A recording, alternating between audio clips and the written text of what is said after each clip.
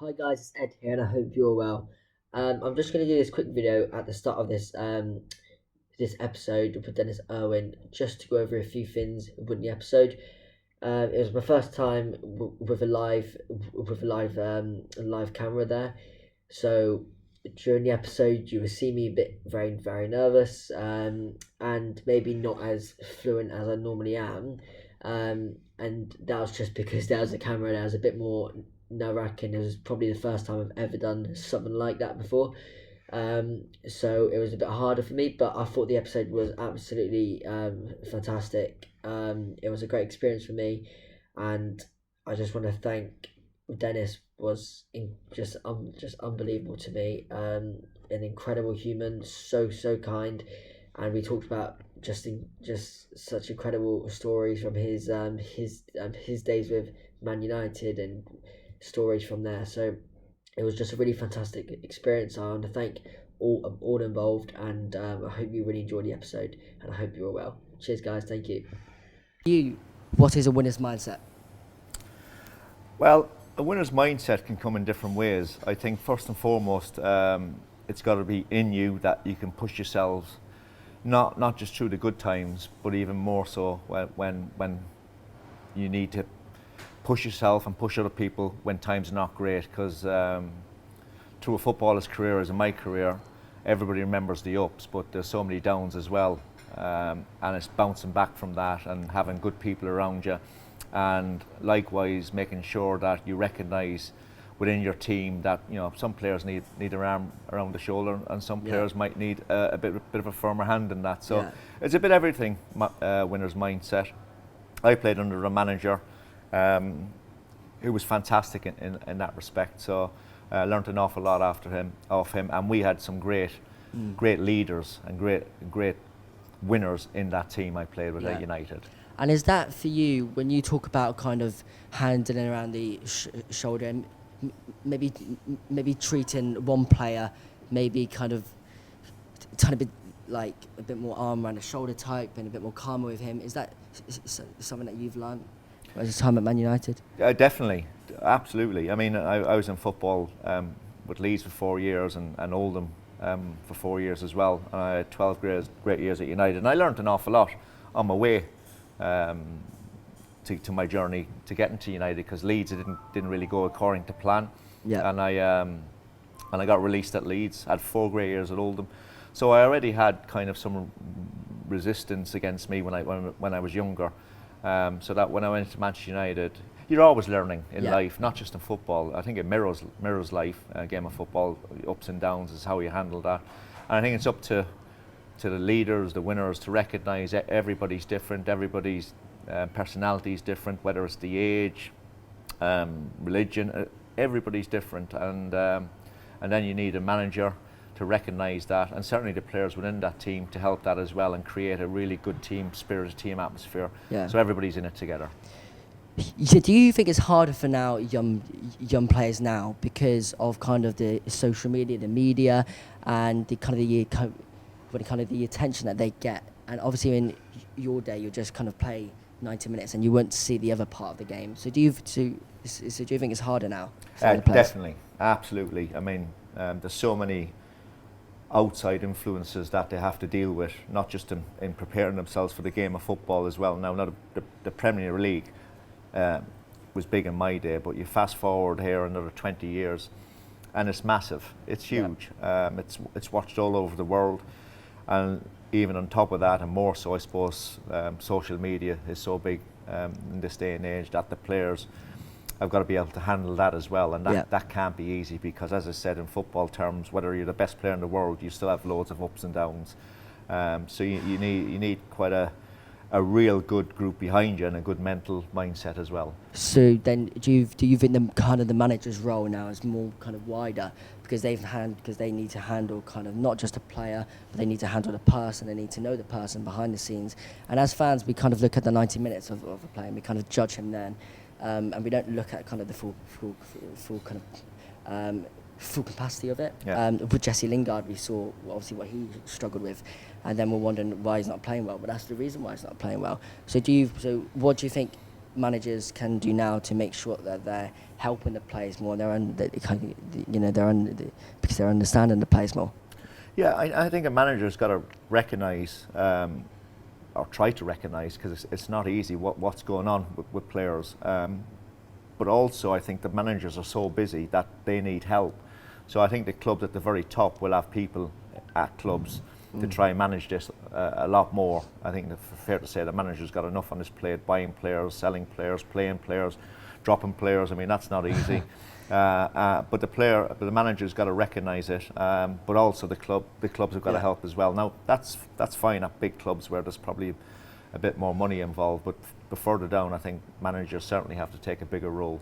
And the players within the team as well have got to help out their teammates. I say in my day, we always had a fantastic team spirit at Manchester United, and I still see great team spirits down there. But it's probably getting harder because, as social media and more players come in that can't speak English and trying to get them involved and all that. It is harder, but you've got to, as a club, you've got to make a huge effort to involve them and make sure everybody's included in what is your ambition, whatever that is, to win titles or to stay in Premier Leagues or to get promoted from other divisions. Yeah, please can you talk to us a bit about kind of with the Ferguson time then. Obviously you worked with him, and I just want to know kind of a bit kind of about with the culture that he emphasised there, and was it like a winning culture you want each year in year out? And that's hard to do. You see kind of Pep now, he's winning each year out, but you don't see many teams winning every single year, and you won every single year. So how did that happen? Well, first of all, I think he came in and had a vision for the club. It took a few years. I do know when I came in 1990 that it was a very good environment to go into. It was a learning environment. It was a tough environment. He created competition within that players, and the training used to be played at the same speed as games on a Saturday or a Wednesday night or whatever. And it was just that culture that when we got up and going and we all came together and then you start winning things, the bond becomes stronger. But first and foremost, I'd say he had great assets. He's changed 4 or 5 teams within his 26 years there. Obviously won an awful lot. But it was his man management that I think why he was so successful, recognising that, as I said before, that a player probably needs an arm around the shoulder if things are not going great, or some players probably need a bit of a firmer hand in that, and he could recognise that, and he was upfront with us. There was no grey areas with him. You knew what you could do. He knew, laid down the rules, what you could do and couldn't do. And I think as long as you tried hard and did your very best, and it doesn't matter if you're the best player at the club, or I can't say the worst player at the club, but one of the lesser players, as long as you tried your hardest and tried to be the very best, he was happy with that. Yep. And I just want to, because I also want to also touch on with Roy Keane, because you obviously worked with him, and kind of a lot of people see him as kind of a loud character, kind of hardcore, and kind of, says kind of really what he wants to.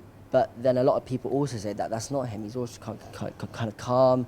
But I just want to know, with your thoughts, obviously with him as captain. So I played under two fantastic. I played under more, like 3 or 4 great captains, but 2 stand out for me: Brian Robson and Roy Keane, and both very similar in the way they played, the positions they played, in terms of box-to-box player, midfielder there was at the time, ending up into a holding midfielder that could play centre half, they could play left back, right back, could play anywhere. But 2 of them were great leaders and would drive your teammates on. Now, vocally, so when things needed to be said, he'd say it. But normally we just get on with it. And he actually, when he became captain, he actually became a better person, a better player as well. That drove us forward. As I said, there's ups and downs in football. There's ups and downs in life. You got to be able to handle the downs because they stick in your mind more than the ups, and like he certainly helped the team to get over that. Yeah, for sure. And just lastly, I just wanted to ask about kind of the '99, obviously the Champions League. At half time, you're 1-0 down versus Bayern Munich, win the final. What is happening when the dressing room? What's the manager saying? Well, the manager's quite calm. We didn't play very well in the first half. We were the Premier League's brutal, and I think when when English clubs get to finals of European competitions after a long hard season, it is so hard. You know, and I think you can look at that in the last few years, and even going further back, the last 20, 25 years. You know, the clubs that have won European Cups, Champions League. You know, we kind of got over the line against Bayern Munich, although we didn't play well. I think Liverpool got over the line against Bayern Munich, but didn't play well. You know, it's two English clubs have played against each other, which obviously levels that out. But we were a tired team, I think, and we were missing our two best players. Yep. But we just had the will to win. Yeah. We had a great belief. We had always had goals in our team with the four strikers we had in Coley and Yorkie, and then the two players who come on who won it for us, Teddy and Ollie. So we had great players who could score goals. Giggsy would get you goals, Scholes would get you goals, Bex would get you goals. You know, we had a team full of goals from different avenues. Yeah. But also we had great belief, and we used to keep going right to the end, and I think we trusted ourselves, and the manager trusted us, and he'd risk a little bit as well near the end.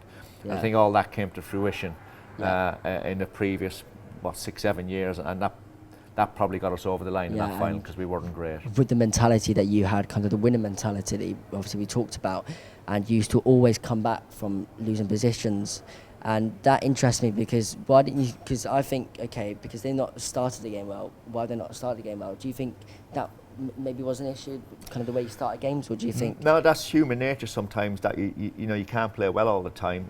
And when you win leagues, there'll be a lot of games, or there used to be a lot of games where you just didn't play well, but you just battled your way through it and scraped the 1-0, and it's just the way it was. We had great belief in ourselves, great trust that. You know, we keep going, and there was goals in our team. But I mean, you look back in it, and like, we went to Newcastle and got beat 5-0 and 6-3 the following week at Southampton. So we had I still won the league that season. So we had a team that was very, very attacking and had plenty of setbacks, but we always bounced back from. I think that's key to winning leagues, to winning trophies, to having a good team spirit, a good mindset within that dressing room. That a manager must lead it. It's down to a manager. He must. You know, every trophy that's been won in terms of leagues has been down to good managers. For sure. And now we're just going to go into some really fast with the questions. These are from my friends and the family too. So here's the first one. Who is the best player that you played against? There was a lad who played for Barcelona, Bulgarian, Stoichkov. He was a fantastic footballer. I think he's still known as the best Bulgarian footballer ever. And he was tough as well for a winger, and could play up front as well, but could score a goal left-footed, and he was a magical player, and he gave me a lot of tough nights. Who's the best player that you played with? I would listen. I'm spoiled for choice, because I've got Smikes and Robbo, Brian Robson, Peter Schmeichel, Paul Scholes, you know, Eric Cantona, Giggsy, the longevity there. But I'd say Roy would just get my nod in terms of his all-around ability. I mean, he wasn't the best dribbler, he wasn't the best passer of the ball, but you put all what he had together in reading the game, and then what he did as a leader, he would just nudge it for me. Ronaldo or Messi? Yeah, there's been this debate for the last 12, 13, 14 years, and it's always been fairly even, I suppose, in the fact that, like, the two of the best players of this generation. Yeah. You know, Messi's been at Barcelona a long, long time and won everything, and then went to PSG. And Ronaldo obviously was at Sporting as a young kid, came to our place as probably the best attacking player I've seen. We had 6 great years with him. Went and tried in La Liga, was fantastic for Real Madrid, went to Juventus, so he's played in all the tough leagues in the world, and come back to United, and obviously he's gone now, but like, incredible player, and I've seen that firsthand how good he is. A lot of people will say now that the fact that Messi has won the World Cup and what he did for Argentina would probably give him the nod, but they're just two fantastic players, they really are. What's the most hostile with the atmosphere that you've experienced? Galatasaray away, Turkey. That's as good as anywhere. If ever you want to watch a game of football, go to Turkey. Yeah. What's the best advice that you've been given? I would say just get your head down, work hard, especially if you're young. When you're young, listen to your coaches, give it everything. it's an awkward age, I'd say around 17, 18 or 19. We're trying to break into the first team. You know, you want to go out and enjoy yourself a little bit as well. I think you need a little bit of discipline, really, to make sure that You need you the try right to people manage around you. people around you. Not always the right people around you, to try and manage that as best as can, and just to concentrate on football. Here's the last one. What's the best moment that you've had with football? In football, I think beating Bayern Munich to finish Yeah. the treble. I think, you know, winning the Premier League on the Sunday, the FA Cup the following Saturday, and the Cup Winners' Cup, Champions League on the Wednesday night. You know, 10 days of magical football. No English club had done it before that. No English club have done it since. It's so hard to try. Liverpool and City have come close in the last 5 years or so. But certainly, the way we won it and what we achieved is probably my best moment in professional football. Yeah. Do you think that team is probably the best team? I'd like to think so, but I'm probably biased, because there's been some great teams, certainly when I've been involved, and then even prior to that. Liverpool in the 70s and 80s were fantastic. Forest, what they did in a couple of years is incredible, really, under Brian Clough. City obviously are flying at the moment. The Arsenal, the Invincibles. There's some great arguments out there, but personally, I think I was involved in the best club moments of any clubs within that English league. Yeah.